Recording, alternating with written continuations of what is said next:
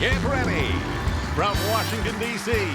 and live hacked from Russia, it's the 20th Annual Kennedy Center Mark Twain Prize for American Humor. Celebrating David Letterman. With Jimmy Kimmel, Norm Macdonald, Steve Martin, Mulaney, Bill Murray, Amy Schumer, Paul Shaffer, Senator Al Franken, Martin Short, Eddie Vedder, Jimmy Walker, and special appearances by Fred Armisen and Bill Hader.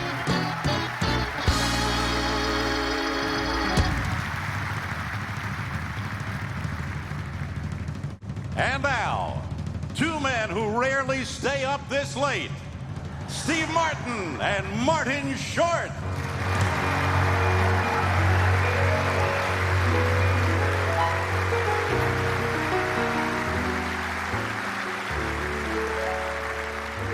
Hello, I'm Martin. And I'm Steve Martin. And we're so excited. Being here tonight is a great honor for me. Steve. Not only because it's a room full of peers. Steve, I'm also here. But it's also a theater I have a great affection for. Steve, you'd tell me if you were having a stroke, wouldn't you? Oh, hi. It's you. Well, we are so excited to be here for the Mark Twain Prize, celebrating a man we all know and tolerate, David Letterman. You know, Marty, when the show started, I didn't really realize it was a celebration for David Letterman because of the applause.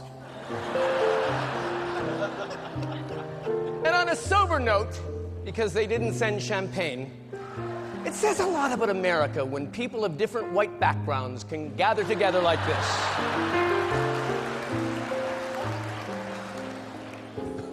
You know, Marty, when I heard that Dave was getting the Mark Twain Prize, I wanted to leap into the air. Yes. And the only reason I didn't is because I was wearing a short skirt with no underwear.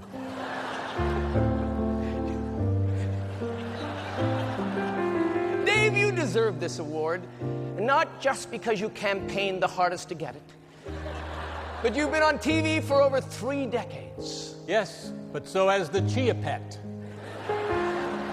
And Dave, when you finally do retire, please go gracefully into the night. Don't be like Norman Lear and show up at events for another 40 years wearing a little hat. I'll tell you something, Marty. Dave has always had spot-on comedic instincts. Absolutely. What better time than right now to insist on looking like a Confederate war general?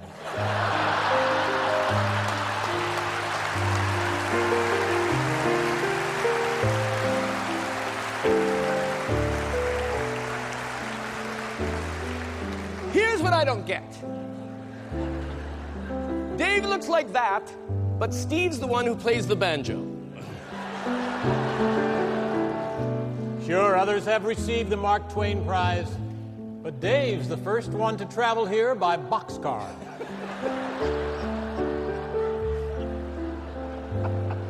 And you know, Marty, I've got to say, there are very few people I truly admire. And? Nothing. But most people only see Dave on TV, but they don't see his sweet side. No, they don't. Like last Christmas when he came over dressed as Santa for a children's party at my house. Aw, that is so nice. The kids must have loved it. Not really. Instead of toys, he handed out ironic detachment.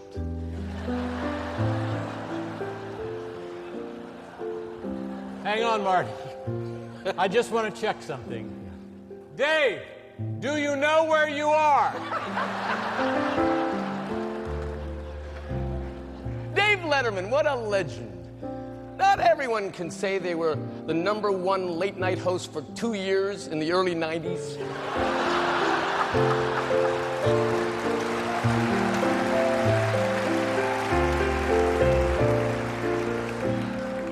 And of course, just like so many careers, Dave's ratings started to slip toward the end, coinciding exactly with the first time the audience saw him in high def.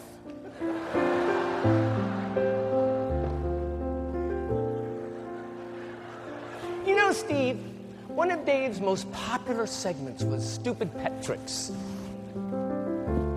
How does a man sit on a piano? It's...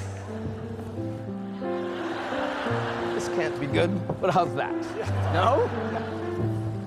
Kellyanne? No, I don't think so. I think I need to get down. Here, let me help you. Yeah. Okay, here we go. Whoa! Oh, man, wait a minute. Whoa! Holy cow! Here, let me give you a hand. Yes, Stupid Pet Tricks was a signature comedy bit for all of Dave's years as a host. But as you see, the pets were anything but stupid. Stupid Pet Tricks tonight, ladies and gentlemen. And if you've seen the program before, you understand what this is.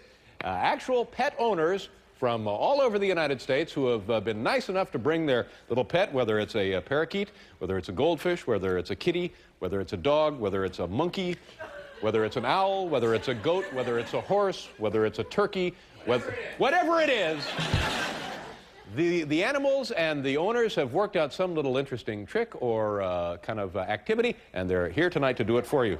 This is only an exhibition. This is not a competition, so as always, please, no wagering. Our first participant tonight is Mr. John Vincent. Mr. Vincent, where are you, sir? Okay, here we go. What are you going to do, John? Pork chop will do a 360 slam dunk. Uh-huh. If all works well. A 360 slam dunk. Okay, Yes. so Bacon takes pork chop to the basket. He's watching his waist. Here we go. You got it. 360. Pork chop all the way. All the way. Pork chop. Pork chop. All the way. All the way. Yes.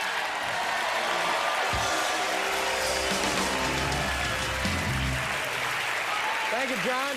Nice to meet you. Here we go, pork chop and bacon. John Vincent from Denver, Colorado. Nice to see you, John. Thank you very much. Wow, look at this. Oh, my God. Wow. How are you? How do you do? Welcome to the program. Where are you folks from? This is Indianapolis. Is that what it is? It's my hometown. Yes. You know, I'm from Indianapolis. Do me a favor. Drive by Mom's place and just take a look, all right? Okay. Keep an eye on things out there because, you know, she's getting a little loopy. And what are you folks and Lightning going to do here this evening? We're going to do the electric slide. Going to do the electric slide. 6, 7, 8.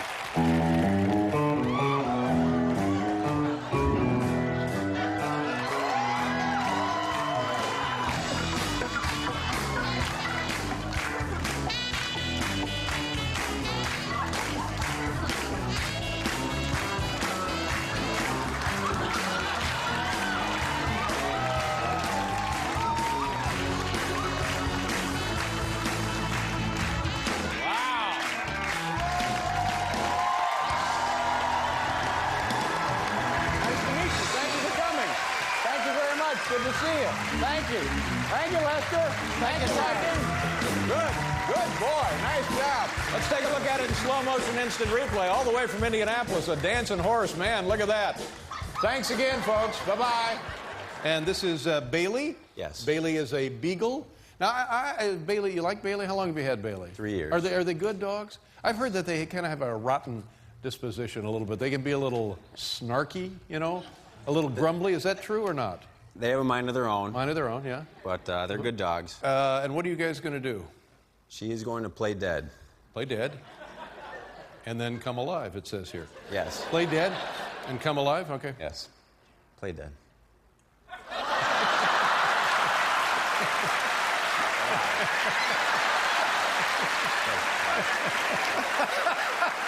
That was good. Play dead. Oh, man. Yeah. There you go. Oh, buddy. Alive. He's fine. Okay. That was great. Thank you very much, Bailey. Thank you very much, Mike. Let's take one more look here in the slow motion. Here's Bailey playing dead. And hit the switch. Clunk. Good night, everybody. It's Mike Bauer and Bailey. Thank you very much, Mike. Nice meeting you. Great job. Thank you. Take care. Please welcome America's #1 vegetable rights activist, Jimmy Kimmel.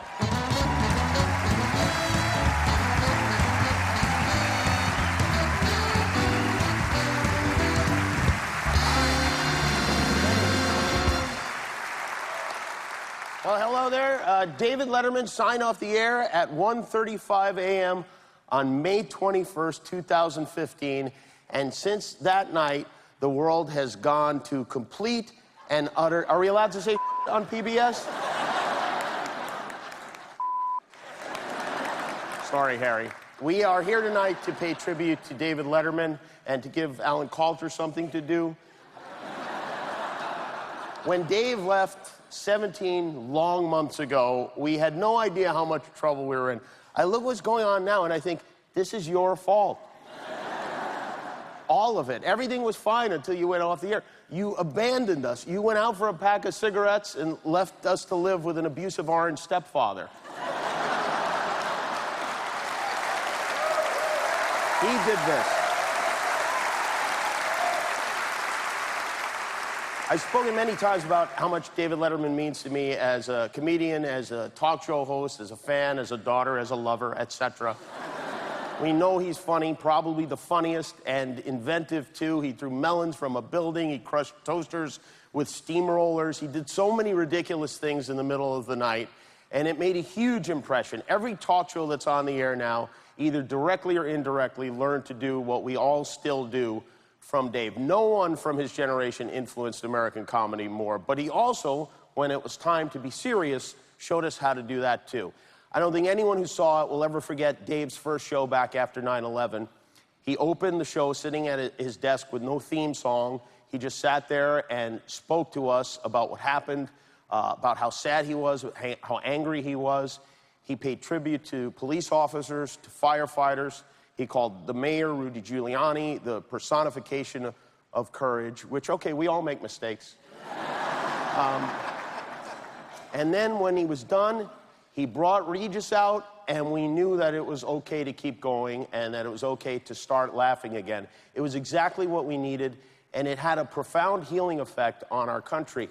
You led the way for all of us with your humor and intelligence and empathy, and even if it may have taken a quintuple bypass surgery, heart. And nowadays, especially since November when we opened the portal to hell, you hear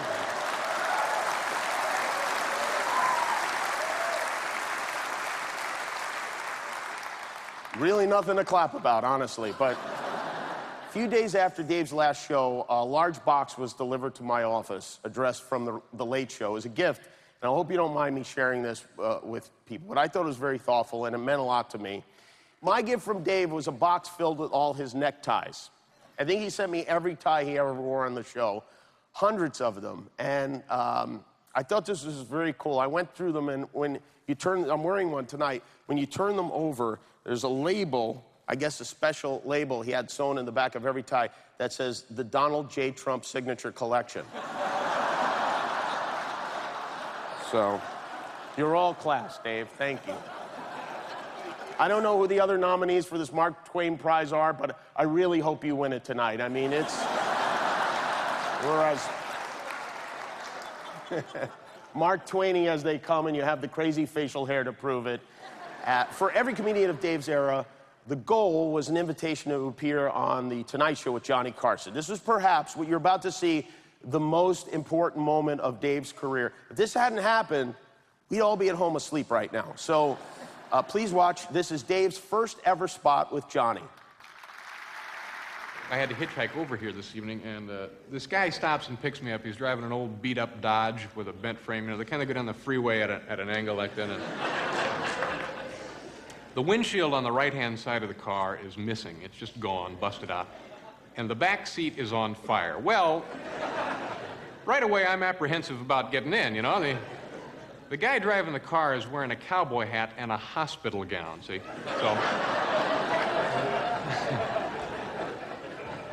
And he's rolling, the thing that bothers me most of all about him, he's rolling the biggest joint I'd ever seen in my entire life.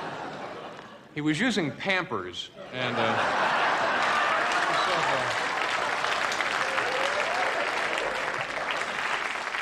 I used to work for the Eyewitness News station back in Indiana where I lived, and thank you. Folks hoping to win a prize for that, I'll bet, huh?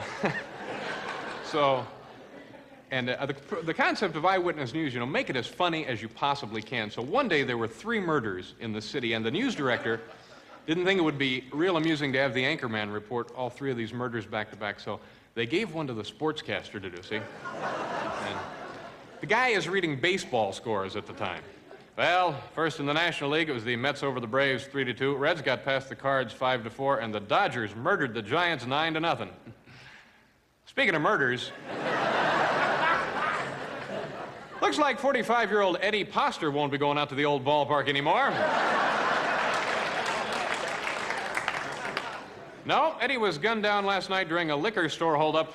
Once again, that final score, liquor store 1, Eddie nothing.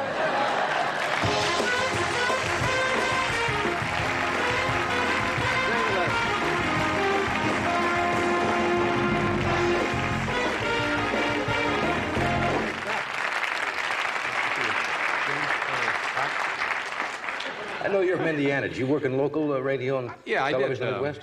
I did. I'm from Indiana, and I guess we got folks from South Bend here, right? Yeah. It's beautiful there. What a town. Yeah, I used to work in... You know, the one thing I'll never... Well, this happens to everybody, that the kind of thing I'll always remember as long as I live, growing up in Indiana, is when Dad used to tease me with the power tools. How many of you... Did you have that? What a guy. What a guy. Sense of humor. Yeah. I'll never...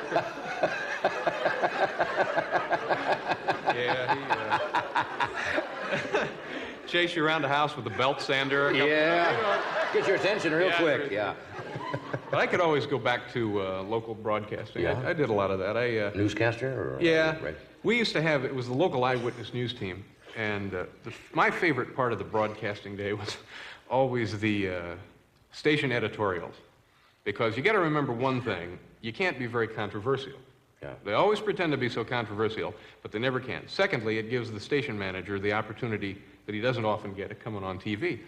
And so this guy would come out, and he always looked good, had on about a $4 suit and an $8 toupee, you know, and made out of the same stuff. And this guy would come out, and he'd say something like, Channel 13 would like to take this opportunity to say that we are diametrically opposed to the practice of using orphans as yardage markers at driving ranges. We're just...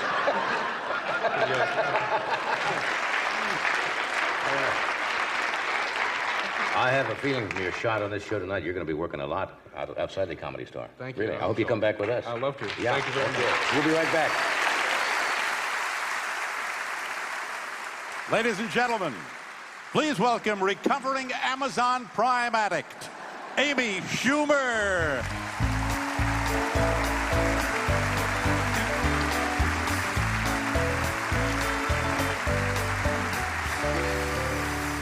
Thank you. Hey, Dave. Hi, Regina. When they asked me to be here tonight, I thought, wow, Tina Fey must be slammed. I'm the girl. I'm the girl. Don't get nervous. I see you guys. It's very NPR in here. Listen. We're gonna make it through tonight. It's all for Dave. And I just want you to know, I've always been somewhat obsessed with Mark Twain. Like, I went out with this guy recently, and he asked me if I could have lunch with anyone living or dead, who would it be? And I said, Mark Twain. To which he replied, and I quote, no, it has to be somebody real.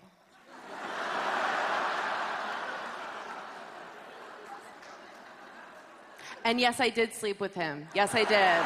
Yes, thank you, I did. But enough about the best part of my week.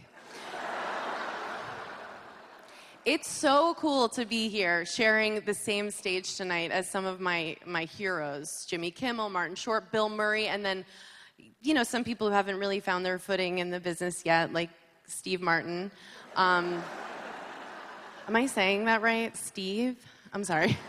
And while I've got your attention, Steve, I want to pass this along. This is a real Mark Twain quote. I think it's pretty wise. Mark Twain once said, "A gentleman is someone who knows how to play the banjo, but doesn't."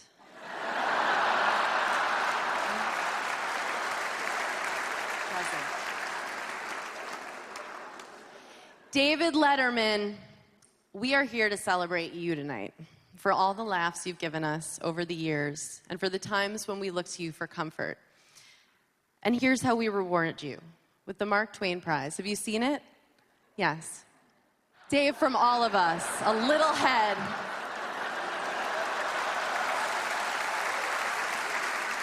It's very cool. Gosh, I miss seeing you on television, Dave. And not just you, but the community you created. Do you ever wonder what happened to Rupert G. from the Hello Deli? Well, you don't have to, because Paul Shaffer told me he's doing fine and that he's a really good boss.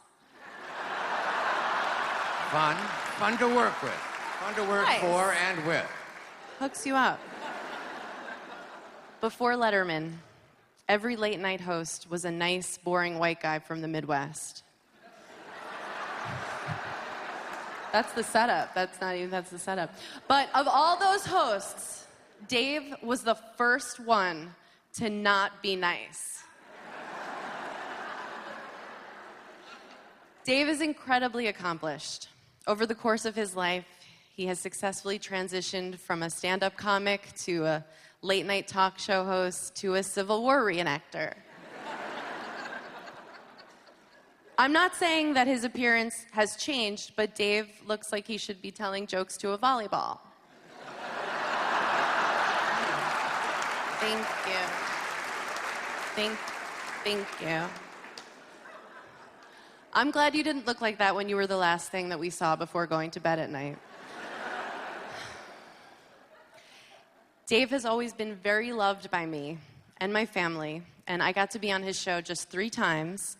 And people have asked me, what did Dave say to you during the commercial breaks? They all want to know what happens in those precious moments between segments. And I explain that he'd always turn to me and say something encouraging, like, shh. Shh.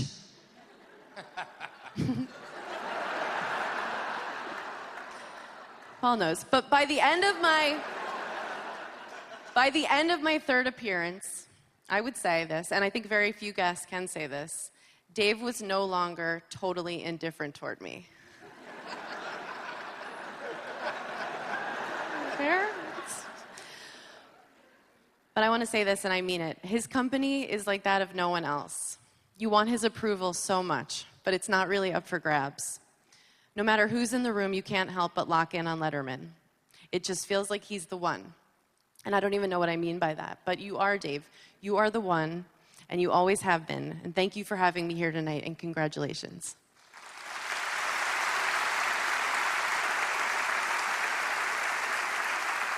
Okay, folks, you know, New York City, without a doubt, is the most exciting city in the entire world. And every day, people from all points of the compass journey to this fine community. Now, some people come here for fun, some people come here for business, some people come here to start a brand new life.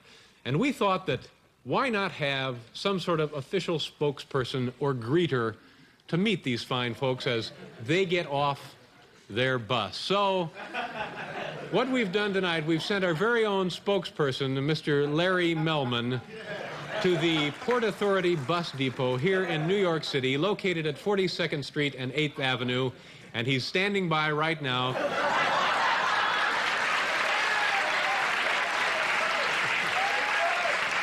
My goodness.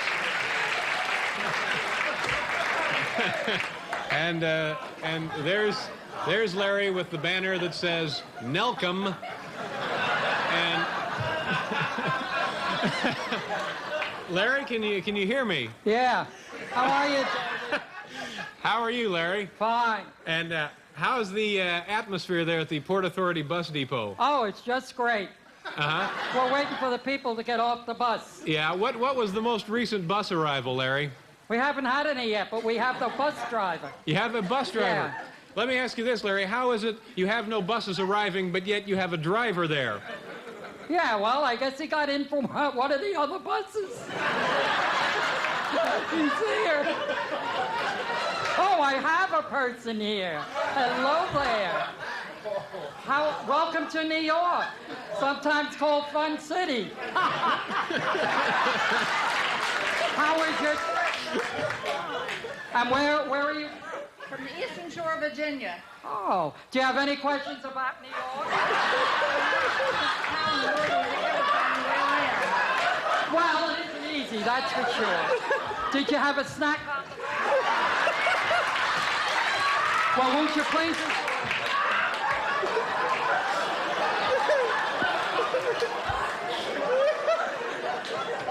Oh, my God. And now, series legendary heavy-breathing voice, John Mulaney.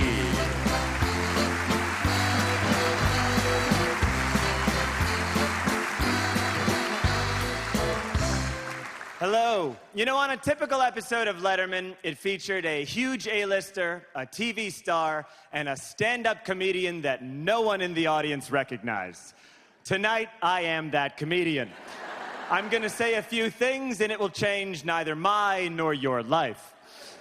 I am honored to be here. It's a surreal honor. I cannot think of a time that I didn't know David Letterman was funny. He is ingrained in my comedy subconscious. I met Mr. Letterman in 2015. We were both doing a show at Joint Base Andrews, formerly Andrews Air Force Base. We were part of a big group performing for a couple thousand servicewomen and servicemen, as well as President Barack Obama. Obama at that time was finishing, yes. Some not applauding. Okay, still on the fence? Yeah, all right. President Barack Obama, yes.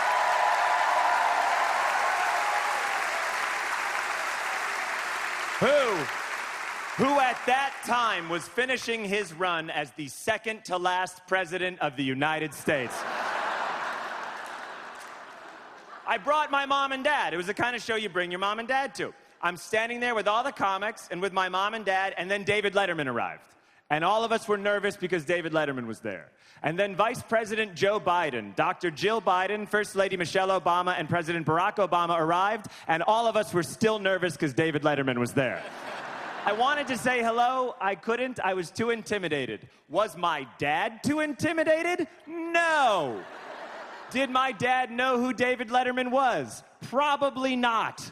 My dad is not pop culture savvy. David Letterman, David Schwimmer, and David Berkowitz, the son of Sam, are all names he has heard, but they might as well be the same person.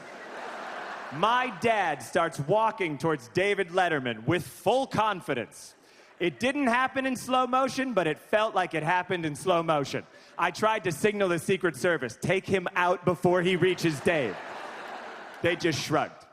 My dad gets to Mr. Letterman, he looks at him, and he says, "Look at you with your big beard. You look like Moses." All of time stopped for every living, breathing thing. And then Letterman started laughing very hard. He said, "What? I look like Moses? Ha ha! I wish I was Moses." My dad made David Letterman laugh.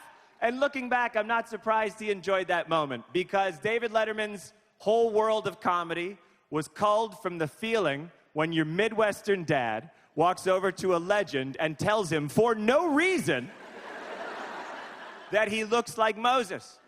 The Tonight Show with Johnny Carson, I think it said to people, hey, take a break from your weird life and watch these fancy people make show business. But David Letterman's shows said to people, your weird life is just as funny as show business.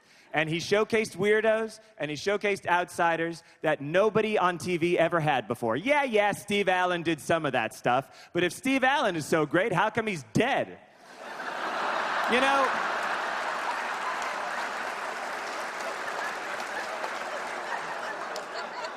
know, one time, my wife and I were in Italy. If you haven't been, don't bother. I don't know why, I just don't like Italy that much. Anyway, they have all these paintings there, all right?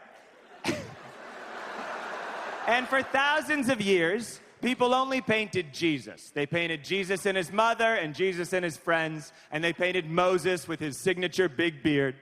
It's just thousands of paintings of religious icons. And then in the Renaissance, someone painted a bunch of grapes in a bowl.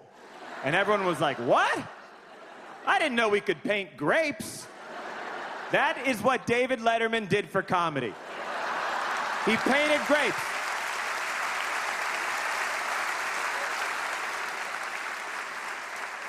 Let us now take a look at a clip from the weird world of Mr. David Letterman.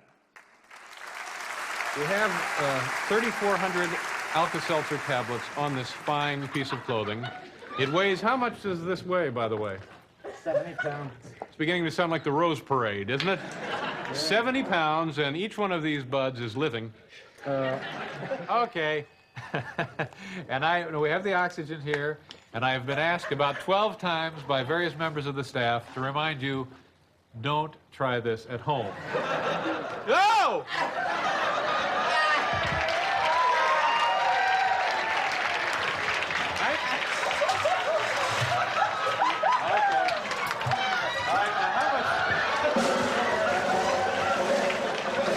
Okay, here we go. Thank you very much. If this doesn't work out, Paul, I'd like you to take over. I love you, man.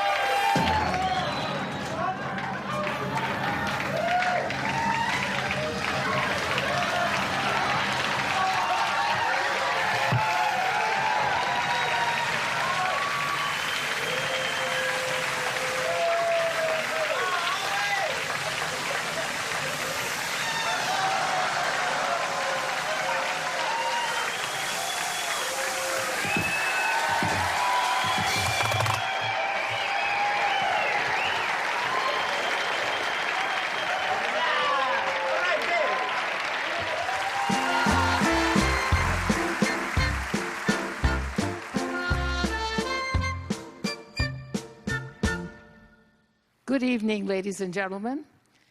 I am Dr. Clarice Kestenbaum. For 10 years, I have been David Letterman's psychiatrist. True. Or, as the kids say, shrink. As for Letterman, let me just say, if you ever need a solid 45-minute nap, drop in for a session. I'm dumb. People hate me. I have ED. Between the yakking and the sobbing, oh, Jesus, what a pity party.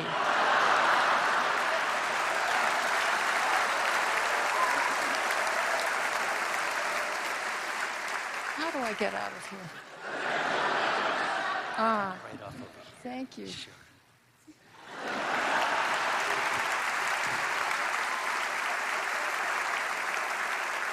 Please welcome a man who still has a Blockbuster card, Jimmy Walker.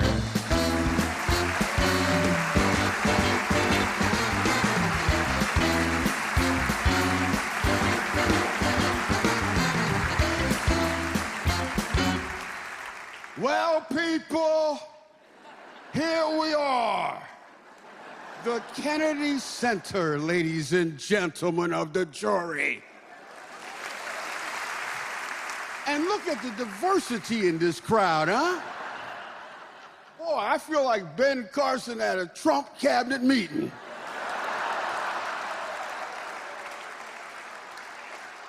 And I tell you right now, Halloween is coming, y'all. And as you know, I'm going as a congressional bill. That way, I'll never have to leave the house.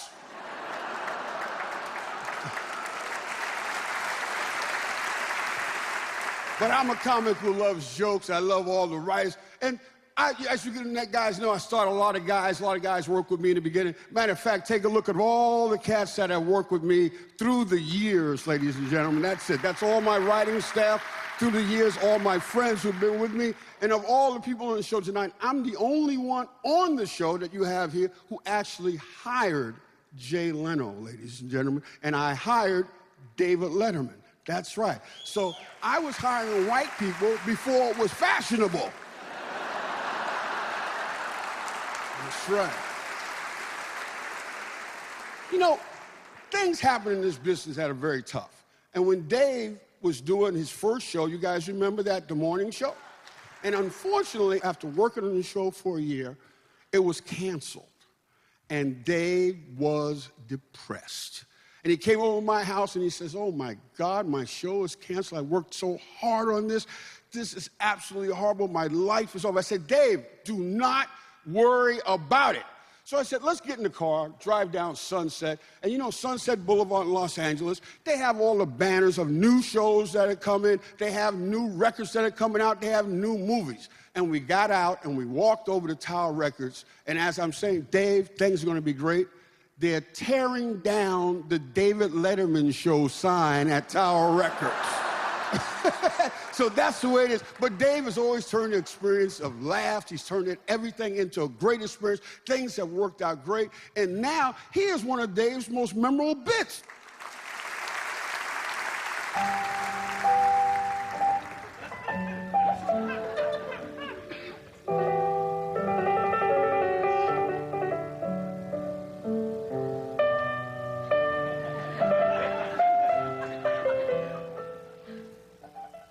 Jimmy, are you going to do homework all night?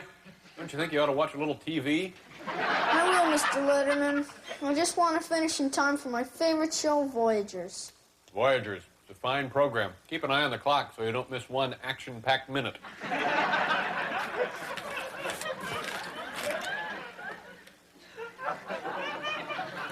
Jimmy, what do you say we go for a little walk, all right? What about my show? Well, we can talk about that outside, okay? Okay. Do you know what it means for a show to be canceled, Jimmy? No, I don't think so. Well, it's when a bunch of executives at a television network decide that a TV show shouldn't be on the air anymore. And then they take it off and replace it with something new. Sometimes that's a good idea, you know, because the show is filled with bad acting and bad writing. And sometimes it's the executives who have been bad. This cancel business, it could never happen to Voyagers, could it? Yes, Jimmy? And I'm afraid it has. Jimmy! Jimmy! Hey, Jimmy! Jimmy! Jimmy!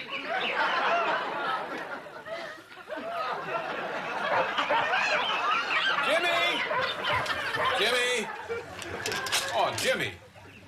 Jimmy, I've been looking all over for you. Hey, hold on there. I know how you feel. Hurt at first, but believe me, you're going to get over it. You don't understand. Nobody does. Jimmy, just because a show is canceled doesn't mean it goes away forever. It can live on through reruns, syndication. You mean I might see Voyagers again? Well, yeah, maybe in some form or another. You know, Jimmy, I remember when they canceled $6 Million Man. Boy, I thought my world was going to end. But then The Fall Guy premiered, and the prayers were answered. Sure, it was a different time, slightly different format, but I adjusted. And you know what? I grew a little in the process, too. I know what you're saying, Mr. Letterman. The Voyagers, it was different. It was really special. I don't think I'll ever watch TV again. Jimmy, don't ever say that. Not even as a joke. What should I do? I tell you what, I'll show you the NBC fall schedule. Come on. I have a feeling we're going to find a new show for you that just may turn out to be as good as Voyagers. It's going to be a lot of fun. And here's a show called Manimal. This one's about a crime fighter who can turn into a snake and a bird. This one is about a chimp who lives in Washington. You know that'll be good. Jimmy, I don't think we have anything to worry about. And to think I was sad they canceled Voyagers. This is going to be the best TV season ever. Maybe it will be, Jimmy. Maybe it will.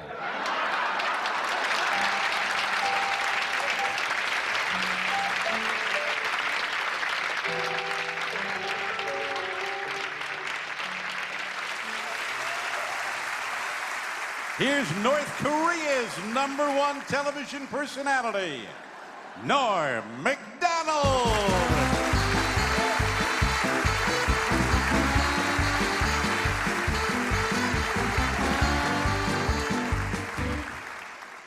Well, this is the night that we have all been waiting for. The night when we find out who is awarded the Mark Twain Prize. The decision, ladies and gentlemen, lies with you. But before you reach for that voting lever under your seat, please hear me out. Both nominees are fine men, but only one can win. Will it be David Letterman, whom this prestigious award was seemingly created to honor?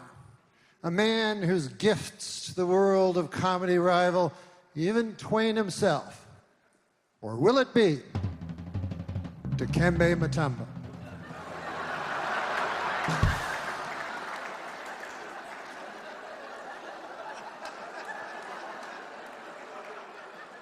In the pantheon of comedy, the idea that David Letterman and Dikembe Mutombo would even reside in the same sentence is preposterous. I mean, Mr. Letterman reinvented the late-night talk show. Mr. Letterman deconstructed television itself. Mr. Mutombo blocked basketball shots. I mean, am I missing something here? I'll say it plain. Mark Twain was a humorist. David Letterman is a humorist. Sure, Dikembe Mutombo was the NBA's greatest defensive player, but since when did this qualify as comedy?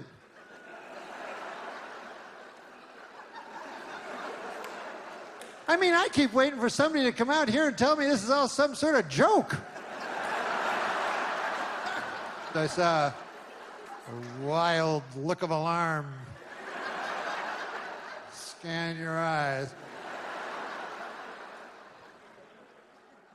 Well, I hope I have made my case. And all I can ask now is that you vote your conscience.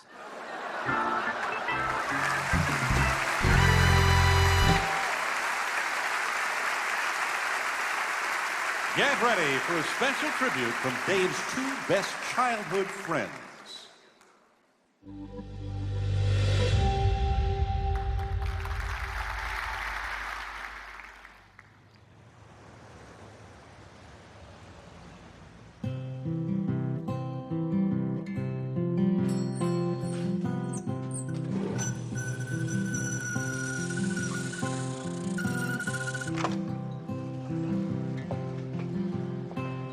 Oh, yeah. Yes, absolutely.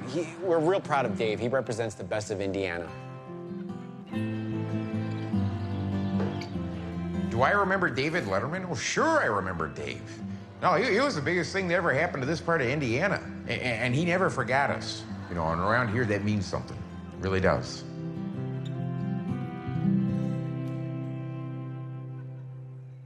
Dave and I were in first grade together, and if you had asked anyone in the class who the funny guy was, I think they would have said me. I say that with humility, but I really was the funny guy. And I'm still very proud of Dave, you know. We're all proud of Dave. How would I describe Dave back then? Well, dry. Very dry. Not funny dry either.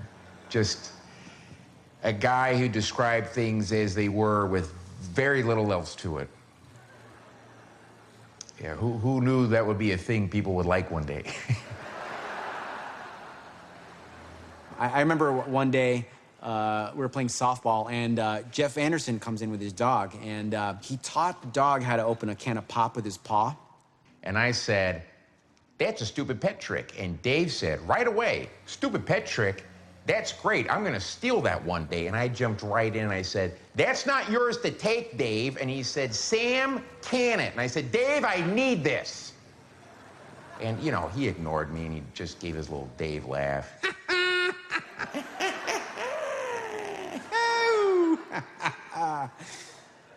But, yeah, we're proud of him, and I couldn't be happier. Here's our old high school. The whole NBC thing was very hard for us. Very hard, yeah. Because, you know, we consider Dave family. You know, he's one of our own, and we did not like how that went down. And before that, I was a big Leno fan, but after that, I never watched more than his opening monologue. I mean, you had to watch the monologue. You know, Jay's monologue. So many jokes. But after the monologue, I promise you I'd switch right over to Dave. Depending on who the first guest was. Right, depending on the first guest, of course. So in town, we had this iron pencil factory. They made these pencils. They were heavy-duty industrial pencils. They were very heavy. And my dad worked there. He used to, you know, stuff the lead into the wood. And he'd come home drunk. And, well, he'd try to throw these pencils at us. And all 6 of us, you know, the kids in the family would have to duck. And the pencils would go right through the window. And they'd break the windows. And it was scary. I confided in Dave about it, and he said, "Oh, the pencils break the windows? That's funny." It wasn't funny. But he thought it was a riot, and he wanted to use it in his show. Yeah, one person's tragedy is another person's gold mine, I guess. We're happy for him. We're happy for Dave. You know, Letterman isn't really his last name. No, Dave really just liked Letterman jackets. His real name is Dave Parker. Now, Dave, was he the funniest guy in Indiana? You know, no. But can you name a funnier guy who left Indiana? Mike Pence. Mike Pence. I forgot about Mike Pence.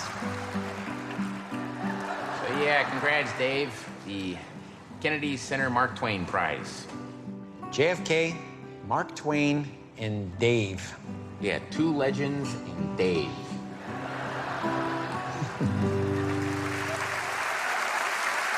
And now, once again, for your listening pleasure, a man whose presidential campaign has raised over $85, Martin Short.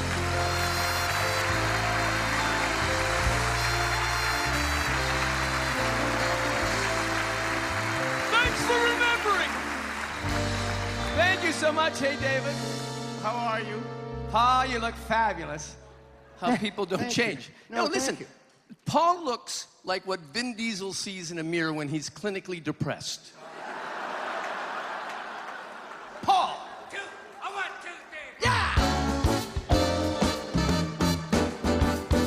It's a sold-out crowd right here at the Kennedy Center, holding champagne flutes, taking a swig. When a red carpet A-list horde gives out just one award, then this must be the end of something big. Dave was the TV king for more than 3 decades. To be his guest, no less the ultimate gig. Joaquin Phoenix lost his wits, Drew Barrymore flashed her smile. Oh, Dave, you were at one time something big. Dave sent his mother off to cover the Olympic Games. She boldly braved the Norway cold. But even on a night the show might have been kind of bronze, Dave's mother, David, was always gold. We got to know Paul and Alan and Rupert, and even the smoking baby having a cig. David introduced us to these guys. Now we give him the Mark Twain Prize to honor how he once did something big. So Dave is overdone with Bonito, and I say that with a love and not as a dig. So except for the Netflix deal that's paying you $15 million, let's raise a glass with loads of cheer for a kiss goodbye to your career. It was something big.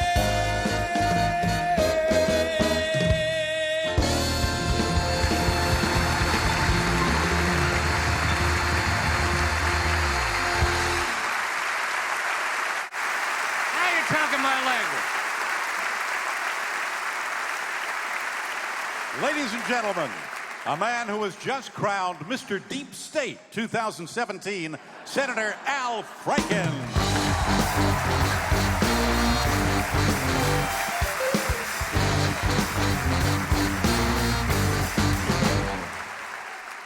Thank you. Good evening. It means so much to me to be included tonight in honoring David Letterman alongside of so many of my old friends from my years in comedy. And now, and I want to say to them, do not for 1 minute think that what you do is any less important than what I do here in Washington, even though it is. Now, many of you associate me with the 15 seasons I did at Saturday Night Live, and now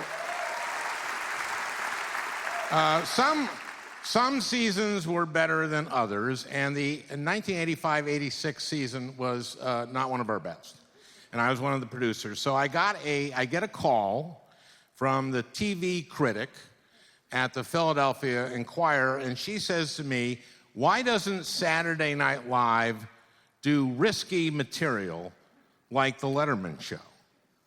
So I asked her if she could give me an example of something that David was doing on his show that was risky.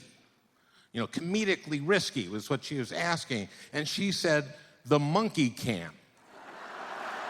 Now, just to refresh your memory, here's a little clip of the monkey cam.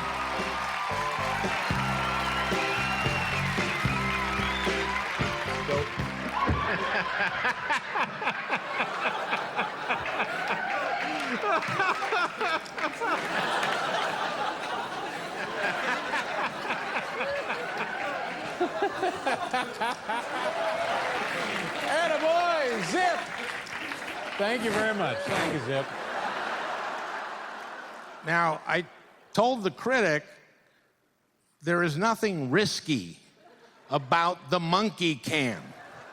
It's hilarious, it's brilliant, it's not risky. If you put a chimp out there on the stage with the camera mounted on its head and cut to that point of view, you're going to get laughs. This was a sure thing. This was comedy gold. It was also a perfect example of what made David's show so groundbreaking, so surreal. David was the innovator who changed late night forever. He hosted his show for 33 years, making him the longest-serving late night host in history.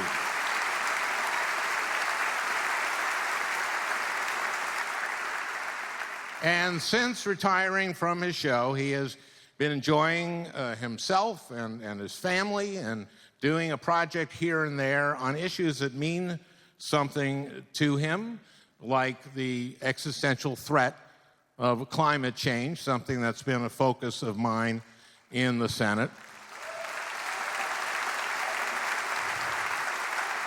I mean, I have 3 grandchildren. And I don't want them 50 years from now saying to me, Grandpa, you were a United States Senator, you knew climate change was happening, why didn't you do anything? And also, why are you still alive? Because I will be 116. Anyway, that's why Dave and I put out a few web videos on the subject. I think this demonstrates David's range from monkey cam to climate change. Please take a look. Now, I was encouraged down in the lobby of this building, people from your home state here to support legislation to stop climate change. They were very encouraged to see you here. I told them that your beard is a carbon sink. so it was storing carbon. Mm-hmm. Right, which is a good thing. It's a very good thing. And Dr.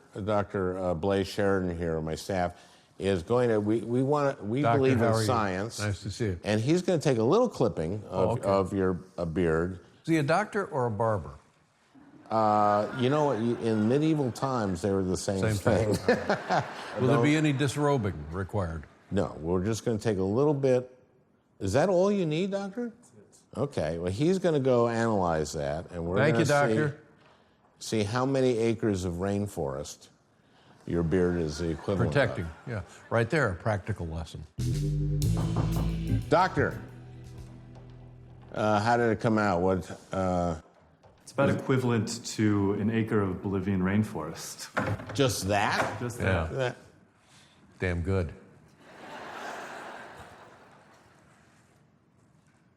They had to send half a dozen people out for a lab coat for this.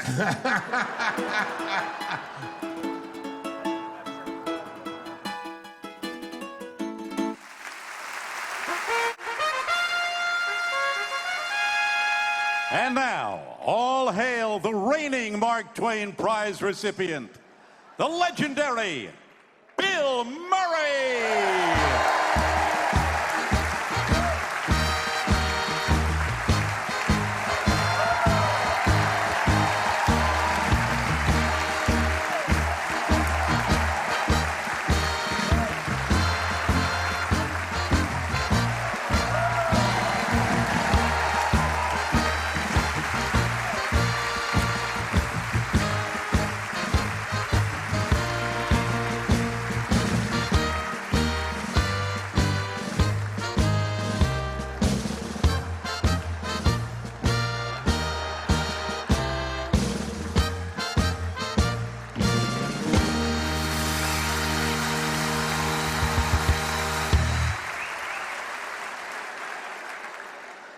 What a reign it has been.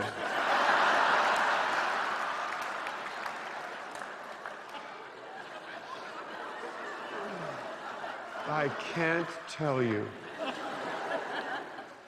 When you are anointed, you rise above all your fellow men and women. Hello down there.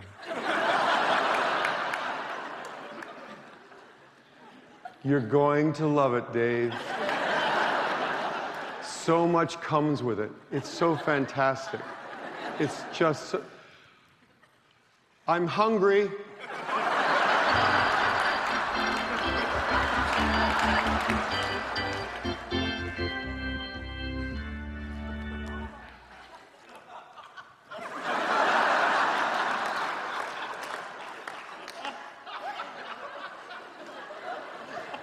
Feed his box. Feed him in his box.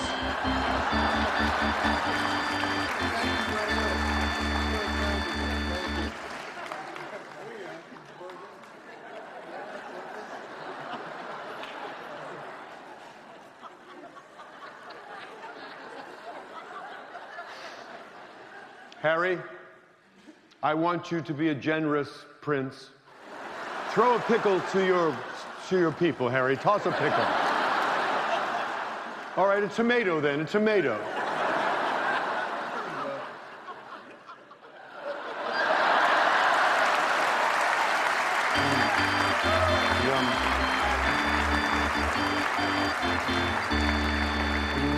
He's going to be a good one. It's just amazing what you are able to do. Dave, you're going to love it. You will be able, as the Twain, we just call ourselves the Twain. You will be able, as the Twain, to walk up to any man or woman and take a burning cigar from their mouth and finish it. You will be able to board any riverboat. This suit is going to be waiting for you backstage. You're not exactly a god, but way up there. Yes?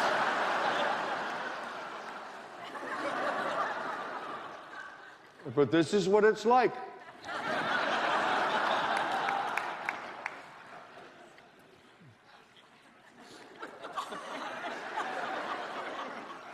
As the supreme ruler, I often find difficulty putting into words how I feel about my greatness. Do you know what I'm saying? So I've asked my little Irish jester to write something that I could read to myself before I went to sleep.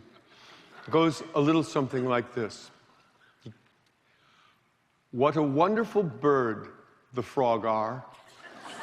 When he stand, he sit almost. When he hop, he fly almost. He ain't got no sense hardly. He ain't got no tail hardly either. When he sit on what he ain't got almost.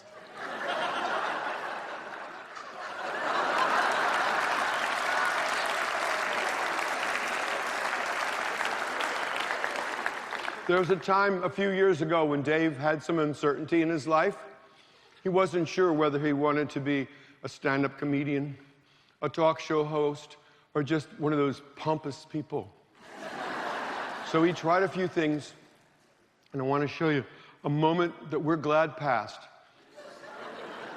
When the future king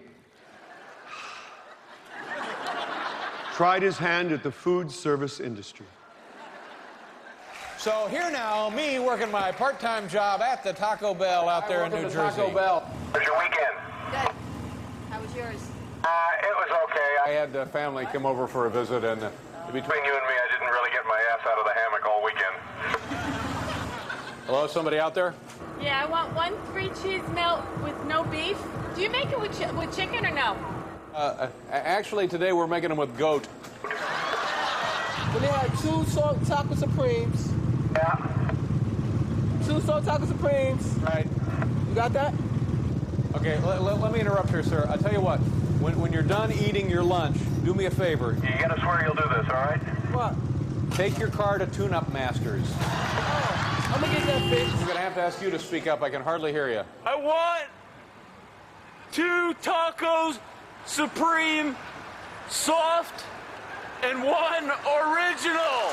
Okay, the Taco Supremes, we only have them in the hard. All right, I'll take 2 hard ones and also a 99-cent 3-cheese melt. 4 Taco Supremes and 1 Nacho Supreme. Can you order a little more food? What? But I am 1 Taco Supreme away from being Employee of the Month. You know, when I call a beverage, you say Roger. Pepsi. Roger. Diet Pepsi. Roger. Slice. Roger. Mountain Dew. Okay. Slice. Roger. I'm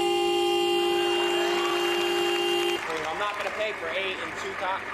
Yeah, but I'm gonna put you down for 8. You understand what I'm saying? So the paperwork will look like you ordered 8. All right, no problem. And I'm gonna have to charge you for the whole thing. And then, if you give me your address, I can reimburse you. No thanks, buddy. I ain't doing that. I'll just send you like a check in a month. Dude, man, I don't have any more money. What do you want me to do? Listen to me. I'm gonna give you the money back, all right? Look, forget it then. Jesus. You come in. You take the order, and when you come to the window, like you don't know me, okay? How you doing? We don't know each other, right? We don't know each other. All right, okay. Good. We'll take care of your order. 1 small Pepsi. All right, no, slow down, ma'am. I am very, very tired. I am just getting over the worst case of stomach flu I've ever had in my life. You sound familiar. I'm the manager, Kenny. No, you're not. Yes, I am. No, you're not. Yes, I am. We'll get your food. You'll be on your way. Are you Howard Stern?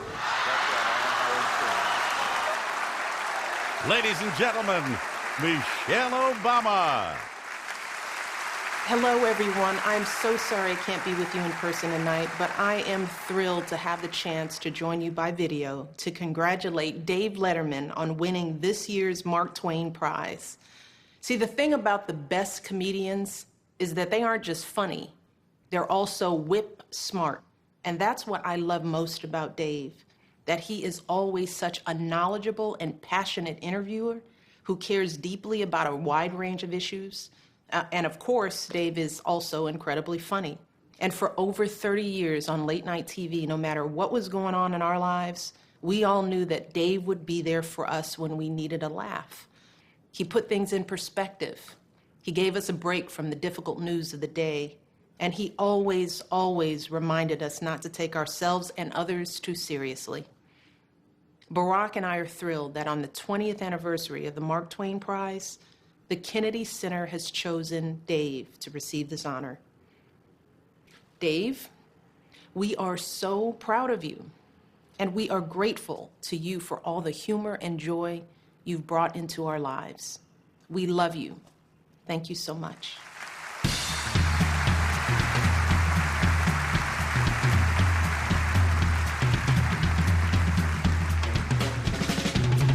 What you taking my picture for? Who you gonna show it to?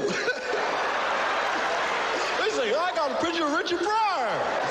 Who gives a I wouldn't want to be president. I wouldn't want to be certainly vice president. I don't want to be second anymore.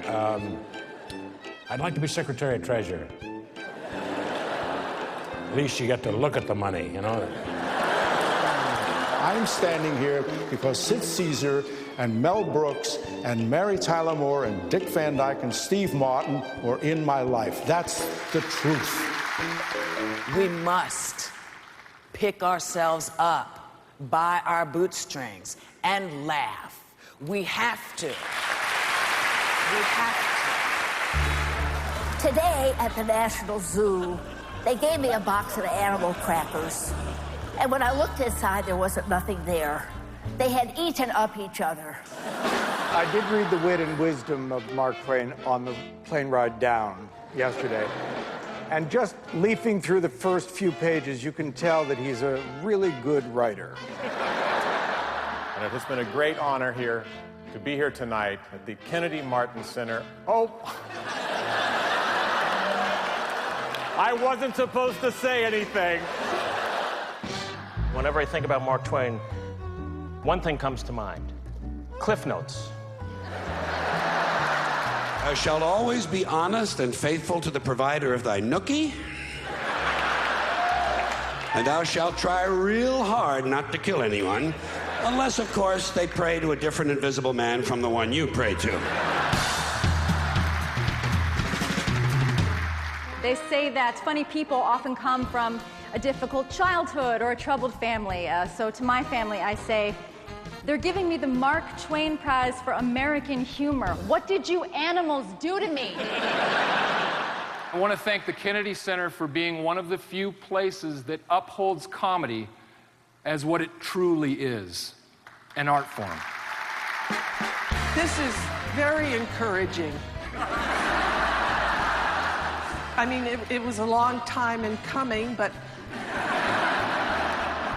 I understand because there are so many people funnier than I am, especially here in Washington. See, I always liked the way Mark Twain looked. You know, the shock of white hair, the handsome chiseled features. Of course, if he looked like that today, he'd probably be replaced by a younger, more talented Jimmy Twain. Yeah. You know, they call it a prize. It's an award, because usually when there's a prize, there's money involved. This right here, this is Chicago Cub Blue. This is what we're really all about. We're here. We're here. If they hadn't won last night, I would have had to have been there, because honestly, I do not trust the media to report the score accurately.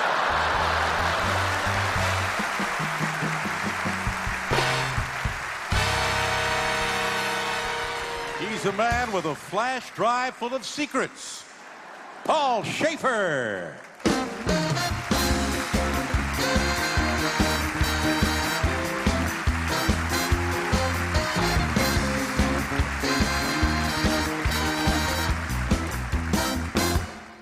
Ladies and gentlemen, there are many kinds of friendships, but none more meaningful than the show business friendship. Stepping on the little people all day long creates a bond stronger even than most second marriages. So my friendship with David Letterman began with me as his musical director, and how could I have known then that Dave would become the kind of friend who would show up at every one of my son Will's football games. Of course, we talked work, agents, and PR, but it was a beautiful thing, and I believe that that Dave would run into a burning house to save my children, and I hope you know, Dave, that I would do the same for you, should you someday feel comfortable enough to tell me where your house is. Now, a phrase I swore that I would never use. Here it is.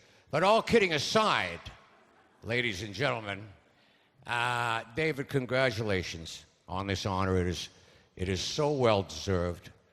You changed comedy, you changed television, you changed my life. Thank you for everything, and I mean that with the love and the sincerity and the thing and the whatever. Dave has a particular appreciation for American music. And one of his all-time favorites was Warren Zevon, who would often conduct the band for me. Yes, we remember him so fondly. I loved Warren just as Dave did, and here to sing one of the great Warren Zevon songs, Mr. Eddie Vedder.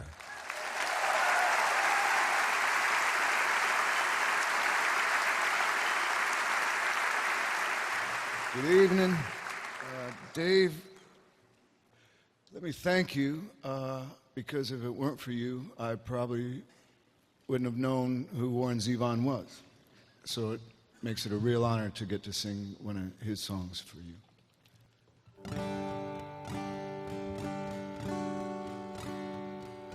Shadows are falling and I'm running out of breath. Keep me in your heart for a while. If I leave you, it doesn't mean I love you any less. Keep me in your heart for a while. When you get up in the morning and you see that crazy sun, keep me in your heart for a while. There's a train leaving nightly called when all is said and done. Keep me in your heart for a while. Sha-la-la-la-la-la-la-la-lo. Keep me in your heart for a while. Sha-la-la-la-la-la-la-la-lo. Keep me in your heart for a while.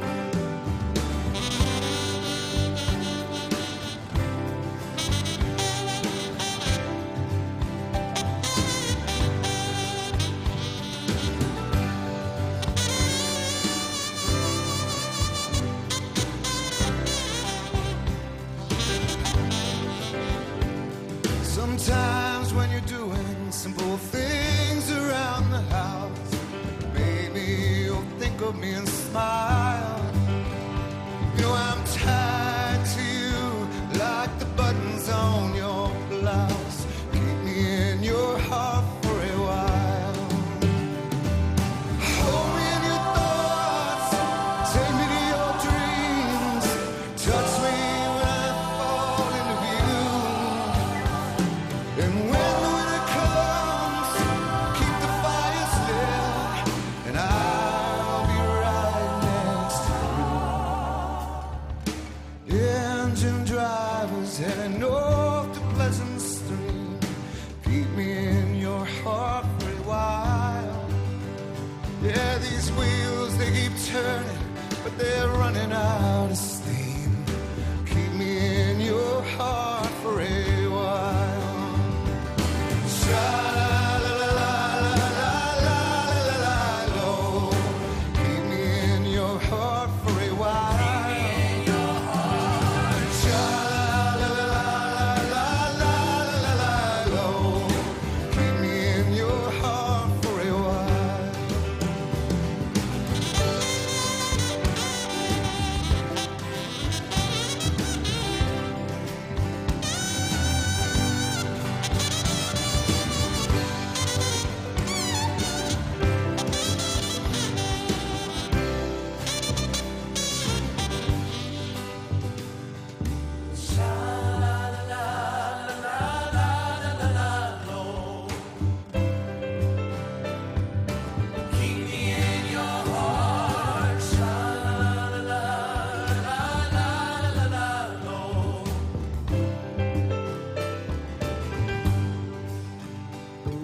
Shadows are falling and I'm running out of breath.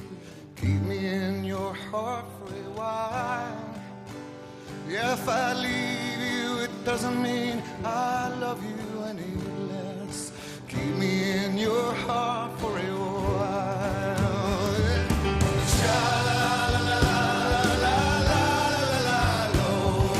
Keep me in your heart for a while. Yeah,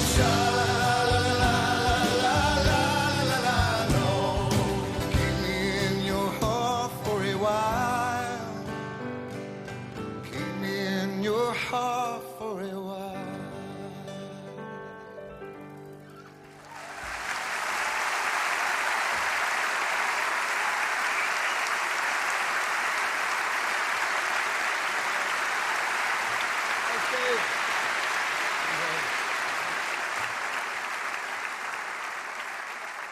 And now, the moment you have all been waiting for, tonight's Top 10 list.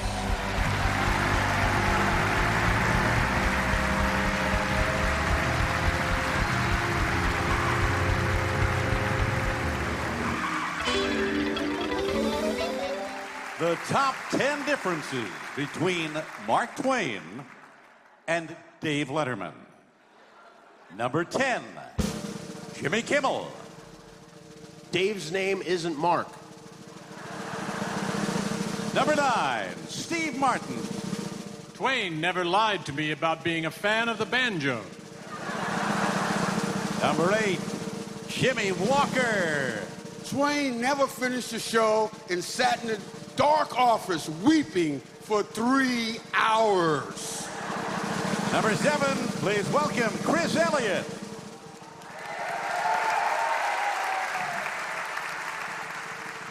I'm sorry, Dave. I was sound asleep backstage. I said, what are you doing out here? Like a little top 10 kind of thing? What is that? Like a lot of jokes, something like that? Yeah, I don't do jokes. But I'll give you a little soft shoe. Paul, there we go. There we go. Yeah, all right. Yeah. Mark Twain. Okay. Number 6, Amy Schumer. Mark Twain was Sam Clemens' riverboat name. Dave's nautical pen name is Rear Admiral. Number 5, Norm Macdonald. Mark Twain was considered a highly entertaining public speaker. Number 4, John Mulaney. Twain would have mastered the simple process of text messaging. Number 3, Bill Murray. Only one wrote his best material on coke binges with Louisa May Alcott. Number 2, Martin Short. 2 words. Netflix sellout. And tonight, with the number 1 difference between Mark Twain and Dave Letterman, Paul Shaffer. Well, I've actually been invited to Mark Twain's house.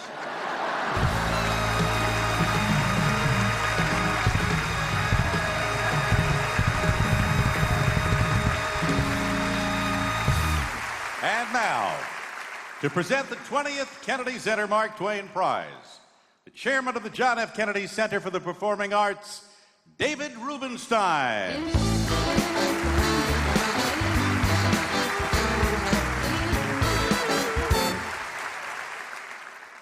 Everyone have a good time?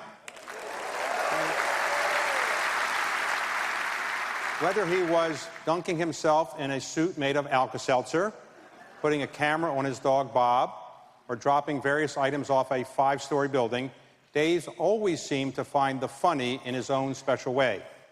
He was the everyman and the megastar, all at once. He was the class clown and the valedictorian. He was the guy next door and the celebrity on TV. Each night, he put us to sleep, in a good way.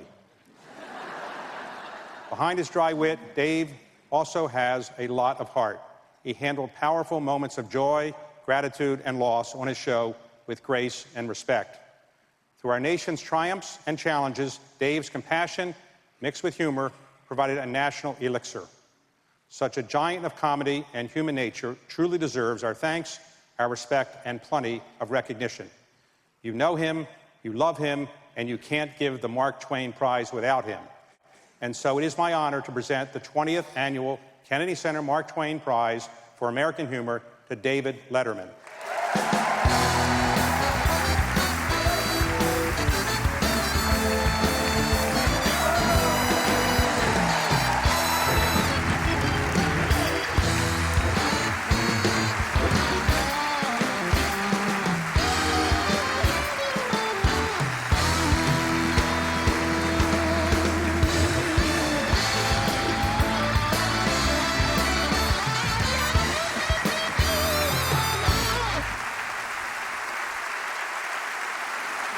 Thank you. All right, please. Thank you so much. That's great. I get a standing ovation, and it's on PBS.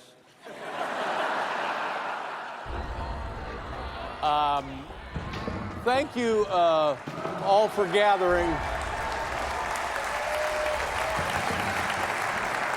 Oh, hi, Biff. Hi, Dave. How are you? Biff, what is that? Do you hear that? What is that? That's Mark Twain rolling over in his grave. Ah. Biff Henderson, ladies and gentlemen.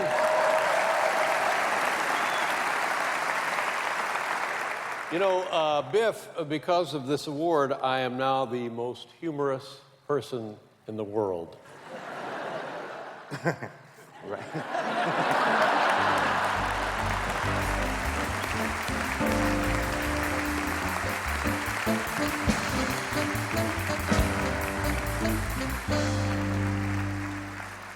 Boy, it's, tell me, is it wrong that I kind of wish this could have been presented posthumously?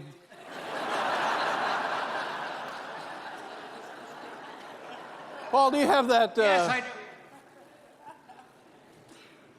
You guys are fantastic, by the way. Love you, Dave. I love you, Will. Thank you very much. I just want to remind you that I'm in the wrong room. Take a look at the show we've enjoyed tonight. Jimmy Walker, who gave me my first job, and many other people now working in comedy.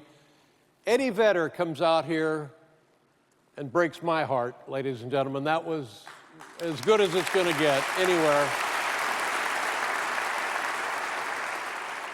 Martin Short, why has this man not received this award?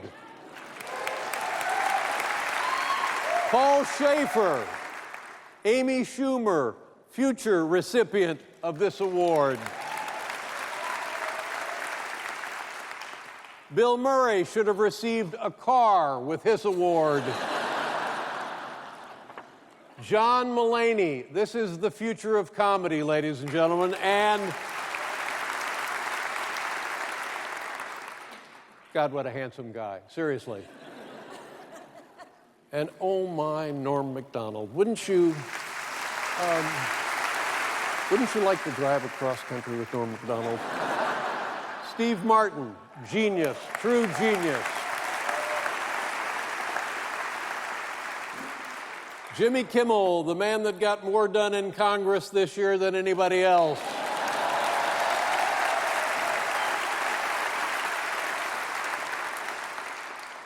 Al Franken, senator from Minnesota.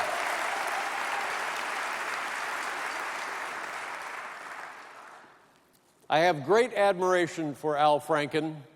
Perhaps there are others in the room who deserve it as much, but no one deserves it more than Al Franken. This really is quite a guy.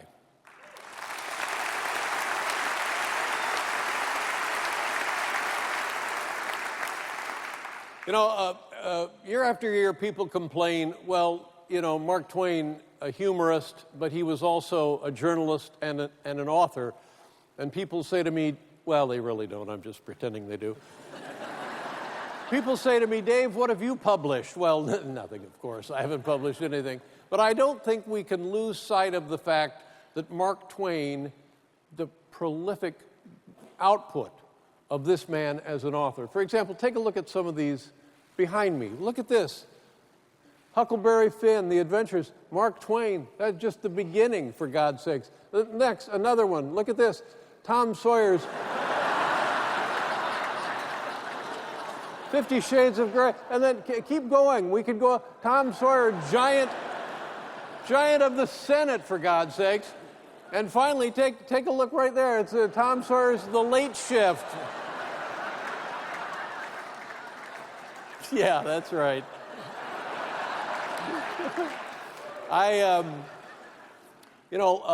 When I was a kid in high school, my freshman year, I didn't make very good grades. I was a D student.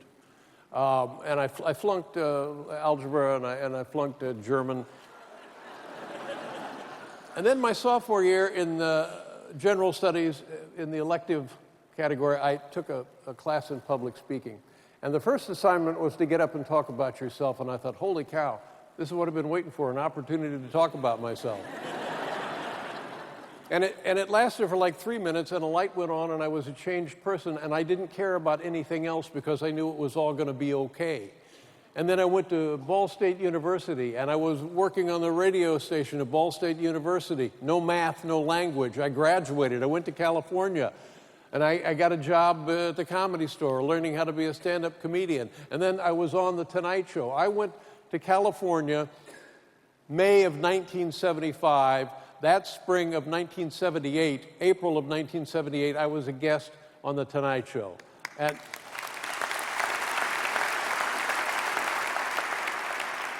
And here I am tonight receiving this award, and I ask myself, how did this happen?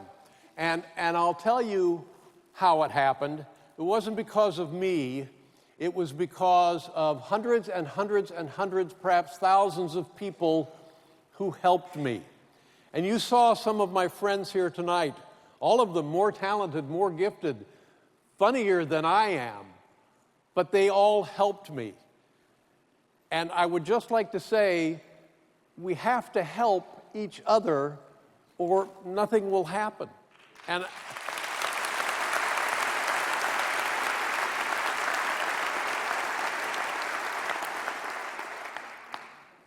there are three things that I know for a fact in the world. These are universal, absolutely universal. If somebody comes up to you with a bag of M&Ms, how does it feel to have my hand on your tiny little head?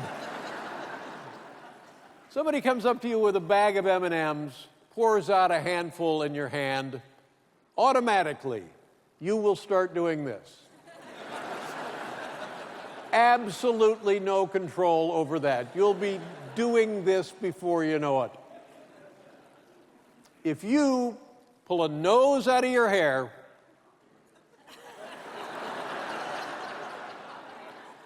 if you pull a hair out of your nose, I don't care if you do it 100 times, each time you will sneeze. And if you help someone in any way, big or small, automatically you will feel good about yourself. Those are the three things that I know.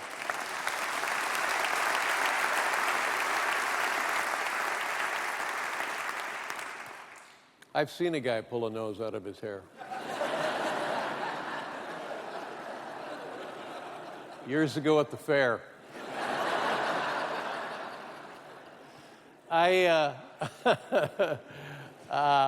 Mark Twain, there's a million quotes from Mark Twain, and I'm going to wrap this up now with a quote, and I hope I get it correct. And it has to do with patriotism. And Mark Twain's definition of patriotism is this: patriotism is supporting your country all the time and your government when it deserves it.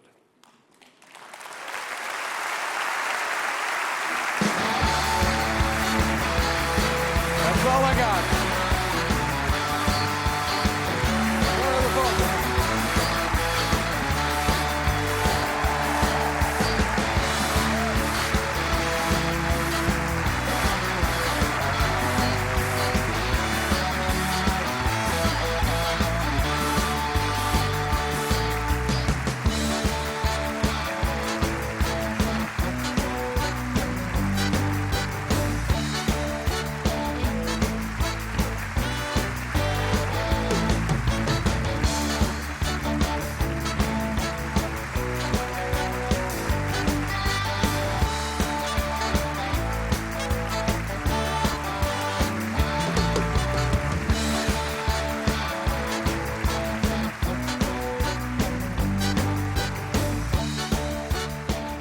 Watch this show online, enjoy additional web-exclusive content, and learn more about the Mark Twain Prize and its past winners by visiting pbs.org/Twain Prize. And join the conversation on Twitter using hashtag PBSTwain.